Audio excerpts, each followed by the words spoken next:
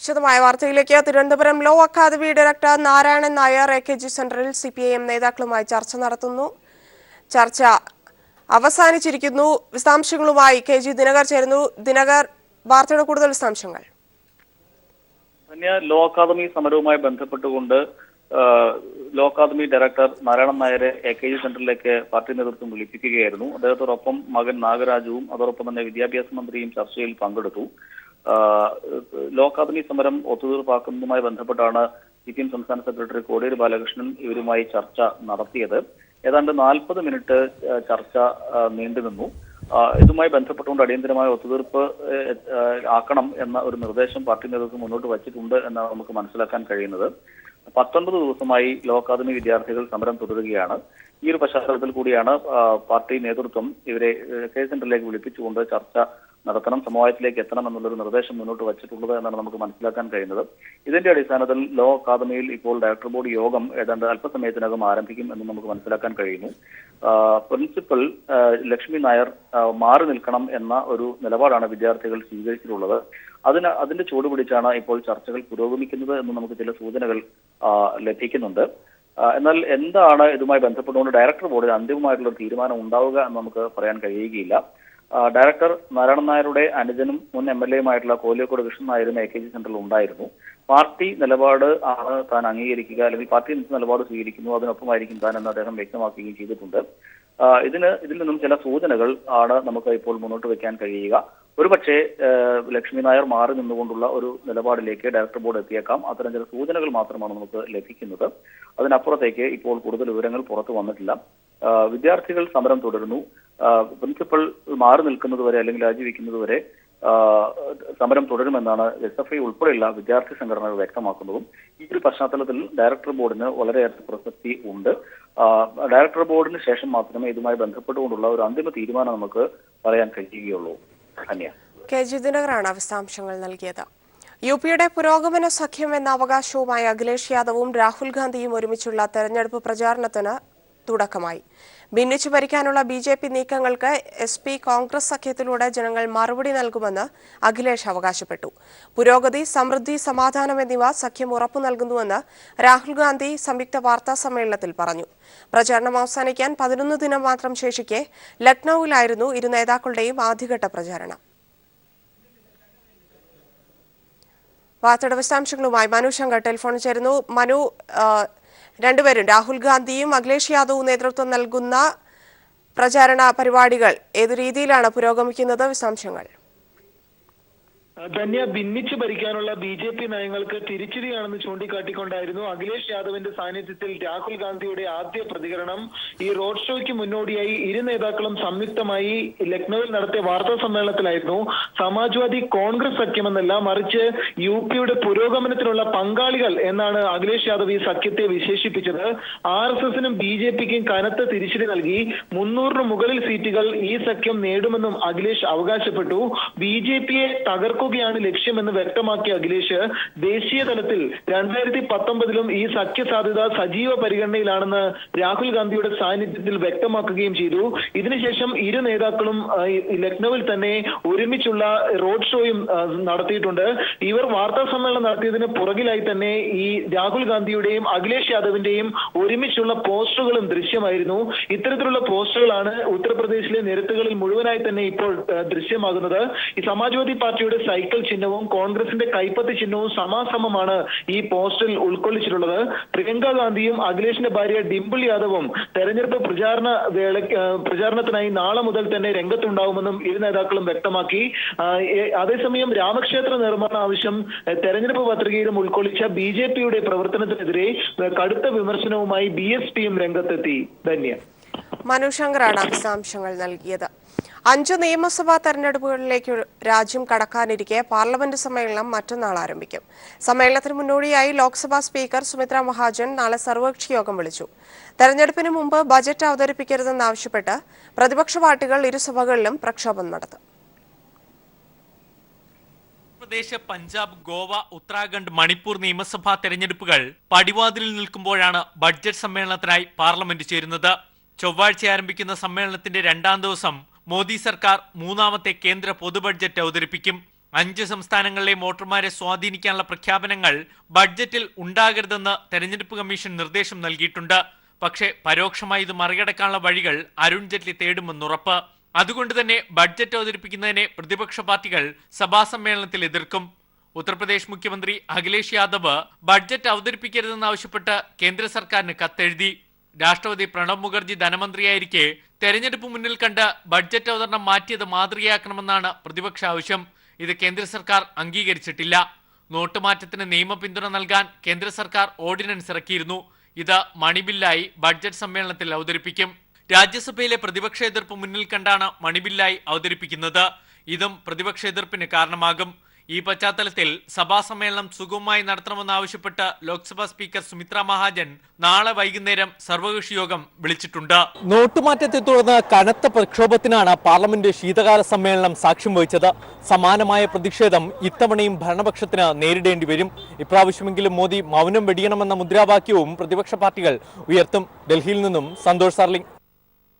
ഡിവൈഎഫ്ഐയുടെ പതാക ജാഥ നാഗർകോവിലിൽ തടഞ്ഞു. പോലീസ് ഡിവൈഎഫ്ഐയുടെ പതാക പിടിച്ചുവാങ്ങി. ബിജെപി ഇടപെടലാണ് പോലീസ് പ്രകോപനത്തിന് കാരണമെന്ന് ഡിവൈഎഫ്ഐ ആരോപിച്ചു.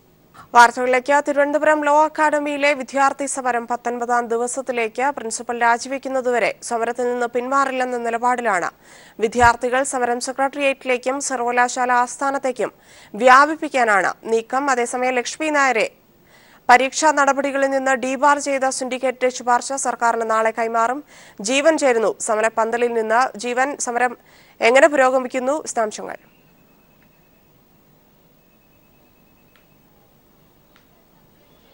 ധന്യ, സമരം 19ാം ദിവസത്തിലേക്ക് കടക്കുന്ന പശ്ചാത്തലത്തിൽ വിദ്യാർത്ഥി സമരം കൂടുതൽ രൂക്ഷമാകുകയാണ്. ഓരോ ദിവസം ചെല്ലുന്തോറും സമരത്തിൻ്റെ വ്യാപ്തി, അതിൻ്റെ പ്രാധാന്യം, അതിൻ്റെ ശക്തി അത് വർദ്ധിച്ചുകൊണ്ടിരിക്കുകയാണ്. ഏറ്റവും പ്രധാനമായി ഇന്ന് നടന്നിട്ടുള്ള ഏറ്റവും പ്രധാനപ്പെട്ട ഒരു മേജർ ഡെവലപ്മെൻ്റ് എന്നത് CPM-ന്റെ സംസ്ഥാന കമ്മിറ്റി ഓഫീസിലെ എത്തി ഡയറക്ടർ കൂടിയായ കുലിയക്കോട് നാരായണൻ നായർ ഇന്ന് CPM സംസ്ഥാന നേതൃത്വവുമായി ചർച്ച നടത്തുകയുണ്ടായി. ആ ചർച്ചയുടെ വിശദാംശങ്ങൾ പുറത്തു വന്നിട്ടില്ല. എന്നാൽ CPM നേതൃത്വത്തിൻ്റെ ഇത് സംബന്ധിച്ചുള്ള നിലപാട് വളരെ കൃത്യമായി തന്നെ കുലിയക്കോട് നാരായണൻ നായരെ അറിയിച്ചതായിട്ടാണ് നമുക്ക് അറിയാൻ കഴിയുന്ന വിവരം. മാനേജ്മെൻറ്റ് ഇത് ആദ്യ ഘട്ടം മുതൽ തന്നെ പറഞ്ഞിരുന്നത് ഒരു കാരണവശാലും ഒരു തരത്തിലും വിട്ടുവീഴ്ചയ്ക്ക് തയ്യാറല്ല എന്ന സുചിന്തിയമായ നിലപാട് തന്നെയാണ് മാനേജ്മെൻറ്റ് ആദ്യം മുതൽ പറയുന്നത്. എന്നാൽ മറ്റ് ആവശ്യങ്ങളെക്കാൾ പരമപ്രധാനമായി ഉയർത്തുന്ന ആവശ്യമെന്നത് ഇതിൽ പ്രിൻസിപ്പൽ രാജിവെക്കുക, അത് കഴിഞ്ഞ് അതിൽ കുറച്ചുള്ള ഒരു ഒത്തുതീർപ്പിനും തയ്യാറല്ല എന്നതാണ് വിദ്യാർത്ഥികൾ ആദ്യം മുതൽ തന്നെ പറഞ്ഞുകൊണ്ടിരിക്കുന്ന കാര്യം. ഇത് വിദ്യാർത്ഥികൾ ആവർത്തിച്ച് പറയുകയും പ്രിൻസിപ്പൽ മാറുന്ന കാര്യത്തെപ്പറ്റി ചിന്തിക്കേണ്ട എന്ന് മാനേജ്മെൻറ്റും പറയുന്ന പശ്ചാത്തലത്തിൽ കൂടിയാണ് ഇന്ന് CPM-ന്റെ സംസ്ഥാന കമ്മിറ്റി ഓഫീസിൽ കുലിയക്കോട് നാരായണൻ നായർ എത്തുകയും ഇന്ന് CPM സംസ്ഥാന നേതൃത്വവുമായി ചർച്ച നടത്തുകയും ചെയ്തിരിക്കുന്നത്. എന്തായാലും അതിനുശേഷം ഇപ്പോൾ ലോ അക്കാഡമിയിലേക്ക് തിരികെ എത്തിയ നാരായണൻ നായർ ഇപ്പോൾ ലോ അക്കാഡമിക്ക് അകത്തുണ്ട്, അദ്ദേഹത്തിൻ്റെ ഭവനത്തിലുണ്ട്. അവിടെ അദ്ദേഹം ഒരുപക്ഷെ അനൗദ്യോഗികമായ ഏതെങ്കിലും തരത്തിലുള്ള ചർച്ചകൾ, ആശയവിനിമയങ്ങൾ അവിടെ നടക്കുന്നതായി നമുക്ക് നിലവിൽ വിവരമില്ല. പക്ഷേ എങ്കിൽ പോലും അനൗദ്യോഗികമായി ചില സംഭാഷണങ്ങൾ ഫോണിലൂടെ നടക്കുന്നതായിട്ടാണ് നമുക്കറിയാൻ കഴിയുന്നത്. ഇപ്പോഴും മാനേജ്മെൻറ്റിൻ്റെ ഭാഗത്തു നിന്നുള്ളൊരു നിലപാട് എന്താണ് എന്നതിനെ സംബന്ധിച്ച് കൃത്യമായ ഒരു വിലയിരുത്തൽ നമുക്ക് ലഭ്യമായിട്ടില്ല. സർവകലാശാലയുടെ സിൻഡിക്കേറ്റ് ഇന്നലെ ചേരുകയും അതിൽ പരീക്ഷാ നടപടികളിൽ നിന്ന് 5 കൊല്ലത്തേക്ക് ഡീബാർ ചെയ്യുന്നതടക്കമുള്ള കാര്യങ്ങൾ മാനേജ്മെൻറ്റ് സിൻഡിക്കേറ്റ് തീരുമാനിക്കുകയും ചെയ്ത പശ്ചാത്തലത്തിൽ ഇനി എന്തായാലും മുൻപോട്ട് പോകുന്നത് ഏത് രൂപത്തിൽ എന്ന ഒരാശങ്ക മാനേജ്മെൻറ്റിനും ഈ കാര്യത്തിലുണ്ട്. അതിലേറ്റവും പ്രധാനമായുള്ള കാര്യം ഡീബാർ ചെയ്യുന്നതടക്കമുള്ള കാര്യങ്ങളും ഒപ്പം ഇൻറ്റേണൽ അസസ്മെൻറ്റ് തയ്യാറാക്കുന്നതിൽ നിന്നും പ്രിൻസിപ്പലിനെ വിലക്കുകയും ചെയ്തിരിക്കുന്ന ഒരു പശ്ചാത്തലം കൂടിയുണ്ട്. അതടങ്ങുന്ന റിപ്പോർട്ട് ഇന്ന് സർവകലാശാല അവധിയായതിനാൽ ഇന്ന് സർവകലാശാല സർക്കാരിന് കൈമാറിയിട്ടില്ല. നാളെ രാവിലെയോടുകൂടിയായിരിക്കും ഒരുപക്ഷെ വിദ്യാഭ്യാസ മന്ത്രിയുടെ ഓഫീസിൽ ഇത് സംബന്ധിച്ചുള്ള സർവകലാശാലയുടെ തീരുമാനം എത്തുക.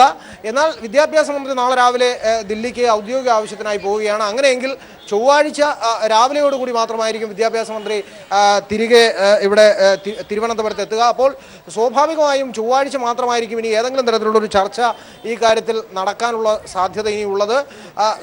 സമരക്കാരും ഒപ്പം മാനേജ്മെൻറ്റും ഒരു തരത്തിലുള്ള വിട്ടുവീഴ്ചയ്ക്കും തയ്യാറല്ല എന്ന് ഇരുപക്ഷവും തങ്ങളുടെ വാദങ്ങളിൽ ഉറച്ചു നിൽക്കുന്ന പശ്ചാത്തലത്തിൽ സമരം കൂടുതൽ രൂക്ഷമാകാനാണ് സാധ്യത.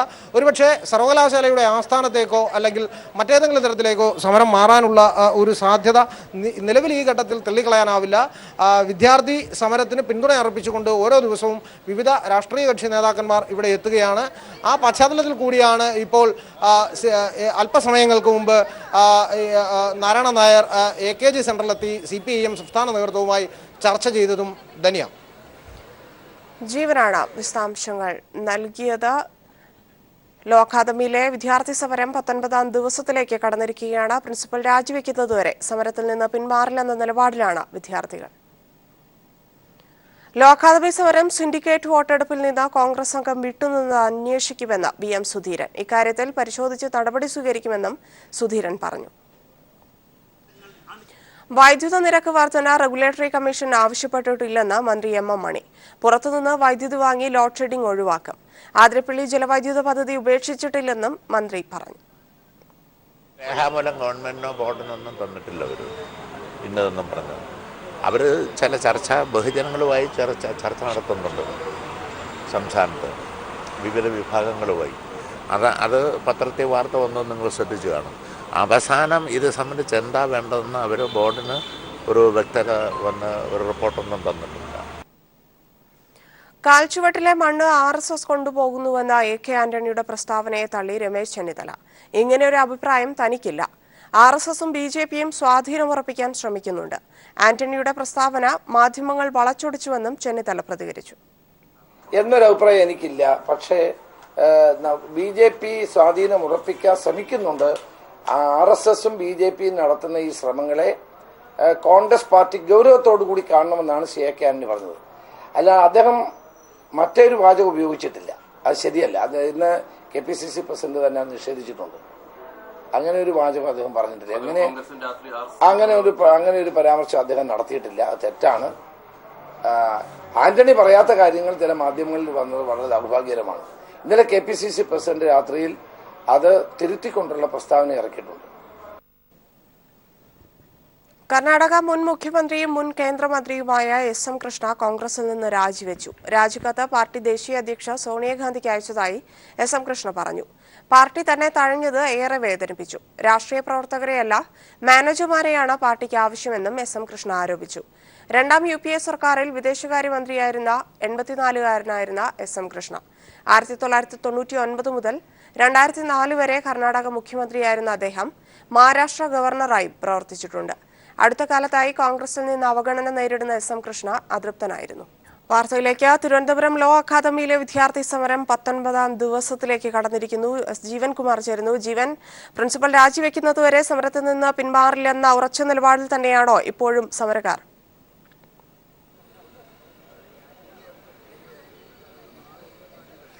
തന്നെ ഞാൻ നേരത്തെ സൂചിപ്പിച്ചതുപോലെ തന്നെ പ്രിൻസിപ്പലിന്റെ രാജിയിൽ കുറഞ്ഞ ഒരു ഒത്തുതീർപ്പിനും വിദ്യാർത്ഥികൾ തയ്യാറല്ല എന്ന് അസന്നിഗ്ധമായി അവർ പറഞ്ഞിരിക്കുകയാണ്. നിലവിൽ 4 വിദ്യാർത്ഥികൾ ഇപ്പോഴും വിവിധ സംഘടനകളിൽപ്പെട്ട 4 വിദ്യാർത്ഥികൾ ഇപ്പോഴും നിരാഹാര സമരം അനുഷ്ഠിക്കുകയാണ്. ഈ സമരത്തിന്റെ പശ്ചാത്തലത്തിലാണ് അല്പസമയങ്ങൾക്ക് മുമ്പ് CPMന്റെ സംസ്ഥാന കമ്മിറ്റി ഓഫീസിലെത്തി കുലിയക്കോട് നാരായണ നായർ ഇത് സംബന്ധിച്ചുള്ള ഒരു ചർച്ച നടത്തിയത്. ഏറ്റവും പ്രധാനമായി ഈ കാര്യത്തിൽ ഇത് സംബന്ധിച്ചുള്ള CPMന്റെ നിലപാട് വളരെ കൃത്യമായി CPM സംസ്ഥാന നേതൃത്വം അറിയിക്കുകയും ചെയ്തിട്ടുണ്ട്. ആ പശ്ചാത്തലത്തിൽ ഇനി ഈ കാര്യത്തിൽ തീരുമാനമെടുക്കേണ്ടത് മാനേജ്മെൻറ്റാണ്. പ്രത്യേകിച്ച് സമരം അനുദിനം ചെല്ലുന്തോറും കൂടുതൽ വഷളാവുകയാണ്. സമരത്തിന് വലിയ ഒരു ബഹുജന പ്രാധാന്യം കൈവരുന്നു. ആ പശ്ചാത്തലത്തിൽ ഇനി എത്രത്തോളം മുൻപ് ഉന്നയിച്ച വാദവുമായി നിൽക്കാൻ കഴിയുമെന്നൊരു പ്രശ്നം മാനേജ്മെൻറ്റിന് മുന്നിലുണ്ട്. ഒപ്പം വിദ്യാർത്ഥികൾ ഉയർത്തുന്ന പ്രശ്നം കുറെ കൂടെ സങ്കീർണമാണ് എന്ന വാദം മാനേജ്മെൻറ്റ് പറയുന്നു. കാരണം ഇതൊരു പ്രൈവറ്റ് കോളേജാണ്. അതുകൊണ്ട് തന്നെ ഈ കാര്യത്തിൽ അധ്യാപകരെയും പ്രിൻസിപ്പലിനെയും ഒക്കെ നിയമിക്കുന്നതിന് ചില സവിശേഷമായ അധികാരാവകാശങ്ങൾ മാനേജ്മെൻറ്റിൽ നിക്ഷിപ്തമാണ്. തങ്ങളുടെ അധികാരത്തിന് മുകളിലുള്ള ഒരു കടന്നുകയറ്റം ഉണ്ടായാൽ, അത് സർക്കാർ കടന്നു കയറിയാൽ അത് കോടതിയിൽ ചോദ്യം ചെയ്യും എന്ന ഒരു നിലപാടുമായി ആയിട്ടാണ് മാനേജ്മെൻറ്റ് നിൽക്കുന്നത്. ഇവിടെ സർക്കാരിൻ്റെ മുന്നിൽ ഉള്ള പോംവഴികൾ എത്രത്തോളം അവരെ മാനേജ്മെൻറ്റിനെ ഈ കാര്യത്തിൽ സമ്മർദ്ദം സമ്മർദ്ദം ചെലുത്താൻ കഴിയുമെന്നതാണ് ഈ കാര്യത്തിൽ സർക്കാർ ആലോചിക്കുന്നൊരു പ്രധാനമായ കാര്യം. കാരണം രണ്ട് വഴികളാണ് സർക്കാരിൻ്റെ മുന്നിലുള്ളത്. ഒന്ന്, നിലവിൽ അഫിലിയേഷൻ അടക്കമുള്ള ചില പ്രശ്നങ്ങളുമായി ബന്ധപ്പെട്ട് മുന്നിൽ വന്നിട്ടുള്ള ചില പ്രധാനപ്പെട്ട ചില കാര്യങ്ങളുണ്ട്. ഒപ്പം ഭൂമിയുമായി ബന്ധപ്പെട്ട് ഉയർന്നിരിക്കുന്ന ചില വിവാദങ്ങളുണ്ട്. അതിൻ്റെയൊക്കെ ഭാഗമായി ഇനി എത്രത്തോളം മാനേജ്മെൻറ്റുമായി നെഗോഷിയേറ്റ് ചെയ്യാൻ കഴിയുമെന്നത് സർക്കാർ വൃത്തങ്ങൾ പൂർണ്ണമായും ഈ കാര്യത്തിൽ ആലോചിക്കുന്നുണ്ട്. അത് പറയുമ്പോൾ തന്നെ ഇതൊരു പ്രൈവറ്റ് കോളേജിൻ്റെ ഒരു സ്റ്റാറ്റസ് ഉള്ളൊരു കോളേജിൽ എത്രത്തോളം അതിൻ്റെ പ്രിൻസിപ്പളിനെ മാറ്റുക എന്ന ഒരു നിർദ്ദേശം മുൻപോട്ട് വെച്ചാൽ അത് എത്രത്തോളം നടപ്പിലാക്കാൻ കഴിയും, അതിന് പ്രായോഗികമായി എത്രത്തോളം നിലനിൽപ്പുണ്ടാവും എന്ന കാര്യങ്ങളടക്കം ഈ കാര്യത്തിൽ വളരെ ഗൗരവമായി സർക്കാർ അതിൻ്റെ നിയമപരമായ വശങ്ങൾ ആലോചിക്കേണ്ടതായി വരും. അങ്ങനെ കൂടുതൽ സങ്കീർണമാവുന്ന ഒരു പശ്ചാത്തലത്തിൽ രണ്ട് വഴികൾ മാത്രമാണ് ഈ കാര്യത്തിൽ ഉള്ളത്. ഒന്ന്, പ്രിൻസിപ്പൽ മാറി നിൽക്കുക എന്ന ഒരു വഴി, അത് സ്വമേധയാ മാറി നിൽക്കുക, വിദ്യാർത്ഥി സമരത്തിൻ്റെ ഭാഗമായി ഉന്നയിച്ച ആവശ്യങ്ങളിൽ അനുഭാവം അർപ്പിച്ചുകൊണ്ട് പ്രിൻസിപ്പൽ മാറി നിൽക്കുക എന്ന ഒരു വഴി. ആ വഴി തെളിയുകയാണെങ്കിൽ ഇവിടെ ഉണ്ടായിരിക്കുന്ന ഈ സമരം അവസാനിക്കും എന്ന് വിദ്യാർത്ഥികൾ പറയുന്നു. പക്ഷേ അതിന് വിദൂരമായൊരു സാധ്യത മാത്രമാണുള്ളതെന്ന് മാനേജ്മെൻറ്റ് പറയുന്ന ഒരു പശ്ചാത്തലത്തിൽ ഇനി എത്രത്തോളം ഇതിൻ്റെ സമരത്തിൻ്റെ ഭാഗമായി മുൻപോട്ട് പോകാൻ കഴിയുമെന്നതാണ് പ്രധാനമായും ഇപ്പോൾ ആലോചിക്കപ്പെടുന്ന ഒരു കാര്യം. അതടക്കമുള്ള കാര്യങ്ങൾ നിൽക്കുന്ന പശ്ചാത്തലത്തിൽ കൂടിയാണ് നിലവിൽ ഇപ്പോൾ ലോ അക്കാഡമിയുടെ മുന്നിൽ വിദ്യാർത്ഥികൾ നടത്തിവരുന്ന ഈ സമരം ഒരുപക്ഷെ വിദ്യാർത്ഥി സമരമായി തുടങ്ങുകയും പിന്നീട് വലിയ രാഷ്ട്രീയ മാനങ്ങൾ കൈവരുകയും ചെയ്ത ഒരു രാഷ്ട്രീയ സമരമായി രൂപാന്തരപ്പെടുന്നു എന്ന ഒരു തലത്തിലേക്ക് കാര്യങ്ങൾ എത്തിച്ചേരുകയാണ്. കാരണം ആദ്യഘട്ടത്തിൽ ഇന്റേണൽ മാർക്ക് അടക്കമുള്ള വിഷയങ്ങളായിരുന്നുവെങ്കിൽ പിന്നീട് പ്രിൻസിപ്പലിൻ്റെ രാജി അടക്കമുള്ള കാര്യങ്ങളിലേക്ക് കാര്യങ്ങൾ എത്തിച്ചേർന്നു. അതിനുശേഷം പ്രിൻസിപ്പൽ രാജിവെക്കുക എന്നടക്കമുള്ള വിഷയങ്ങൾക്ക് തൊട്ടു പിന്നാലെ ഭൂമി പോലെയുള്ള നിർണായകമായ മറ്റു വിഷയങ്ങളിലേക്കും കാര്യങ്ങൾ എത്തിച്ചേർന്നിരിക്കുകയാണ്. അതുകൊണ്ട് തന്നെ ഇനി എത്രത്തോളം ഈ കാര്യത്തിൽ ഇനി എങ്ങനെയായിരിക്കും ഇത് മാനേജ്മെൻറ്റും വിദ്യാർത്ഥികളും തമ്മിലുള്ള നെഗോസിയേഷൻ ഏത് തരത്തിലായിരിക്കും ഇനി നടക്കുക എന്നതാണ് ഇനി നമുക്ക് അറിയാനുള്ളത്. ഇരുപക്ഷവും തങ്ങളുടെ വാദങ്ങളിൽ ഉറച്ചു നിൽക്കുന്ന പശ്ചാത്തലത്തിൽ ഇനി ഏത് തരത്തിൽ ഒരുപക്ഷെ ഒരു ഒത്തുതീർപ്പുണ്ടാവുക എന്നത് ഇനിയും ഇങ്ങനെ തർക്കത്തിൽ നിൽക്കുന്ന ഒരു ഘട്ടത്തിലാണ് ധന്യ. ലോ അക്കാദമിയിലെ സമരം 19ാം ദിവസത്തിലേക്ക് കടന്നിരിക്കുകയാണ്. ജീവൻകുമാറാണ് വിശദാംശങ്ങൾ നൽകിയത്.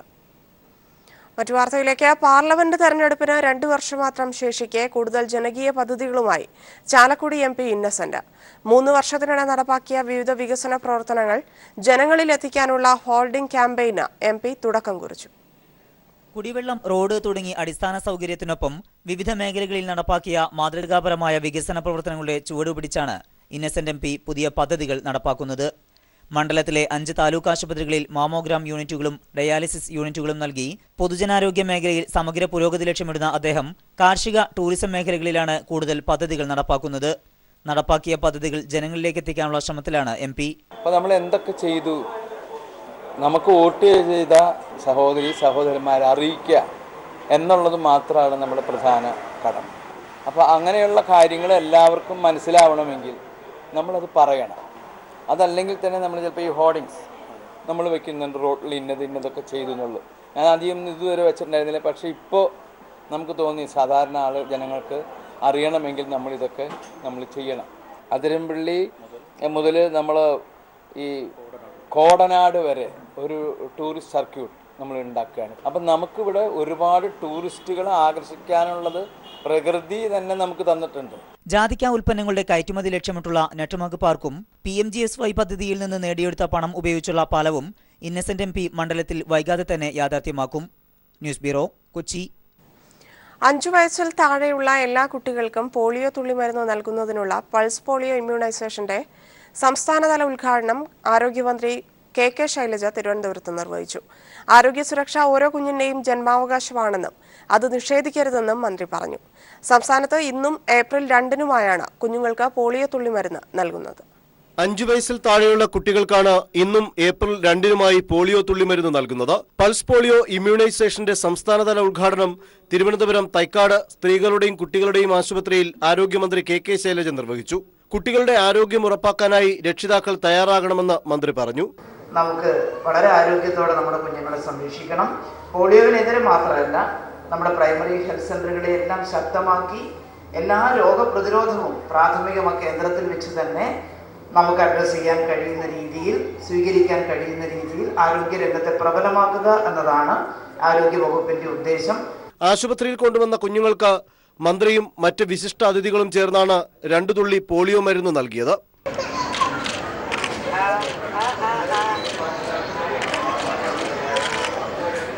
VS ശിവകുമാർ MLA അധ്യക്ഷത വഹിച്ച ചടങ്ങിൽ ആരോഗ്യവകുപ്പ് ഡയറക്ടർ ഡോക്ടർ രമേശ്, ജില്ലാ പഞ്ചായത്ത് പ്രസിഡന്റ് മുരളി തുടങ്ങിയവരും സംബന്ധിച്ചു. News bureau, Thiruvananthapuram.